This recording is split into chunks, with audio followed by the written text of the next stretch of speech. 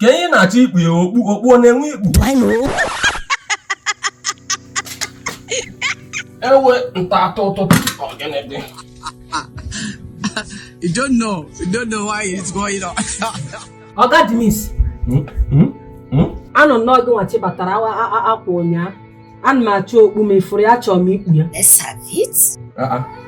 Na ị na-achọ okpu gị na ma afụ ya na ị chọrọ ikpu ya. Okpu nwunye na-achọ nwere ikpu nke na-achọzi ikpu ya achọ.